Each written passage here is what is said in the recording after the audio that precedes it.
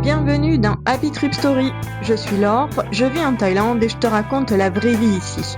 Les anecdotes, les moments de couple, les chocs culturels et tout ce qui fait la Thaïlande du quotidien. Retrouve-moi à peu près chaque semaine et je t'amène dans mon univers pour comprendre ce pays autrement à travers les liens, pas les lieux. Alors voilà, votre voyage se termine. La valise est prête. L'aéroport vous attend. Le vol retour, c'est bientôt. Et pourtant, ce que vous ramenez vraiment n'est pas toujours ce que vous croyez. Pendant 10 ans, j'ai tenu un food truck avec mon mari en France et j'ai rencontré des voyageurs de retour de Thaïlande. Certains, les yeux pleins de paillettes, me racontaient leur aventure. J'ai vu ça, j'ai vu ci, des anecdotes marrantes, un téléphone perdu, retrouvé, des singes voleurs, des transports en retard. Certains avaient su prendre ça du bon côté et en retirer un certain, ce qu'on appelle ici, sabai, relax. D'autres sont revenus avec des stéréotypes ou juste une liste de lieux visités. Et je me suis 1000 fois demandé, avez-vous vraiment atterri là-bas? On parle beaucoup de l'arrivée dans un pays, en Thaïlande, mais très peu du retour. Et pourtant, le retour, c'est un moment décisif. C'est là que l'expérience se cristallise ou se dilue.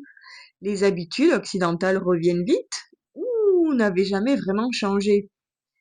Et c'est dommage.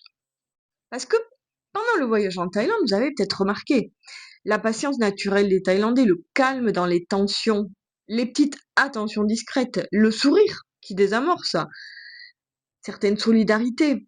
Mais la vraie question, c'est qu'en faites-vous une fois rentré? Quand vous êtes en Thaïlande, observer, c'est voir, prendre conscience.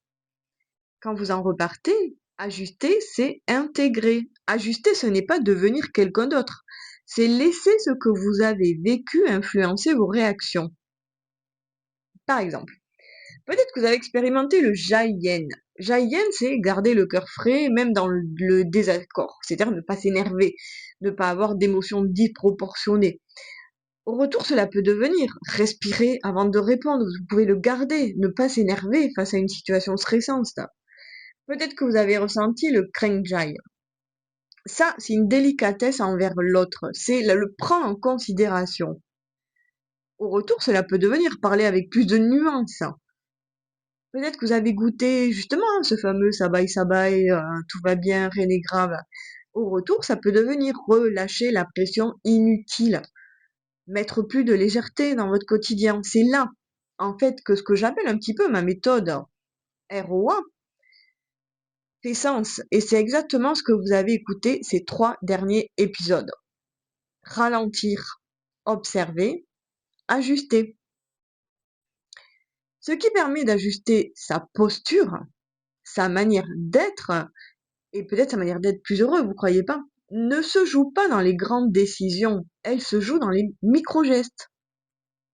3 petites pratiques simples. Notez une chose que vous voulez garder chaque soir pendant une semaine après votre retour de voyage. Écrivez une attitude vécue en Thaïlande que vous souhaitez conserver.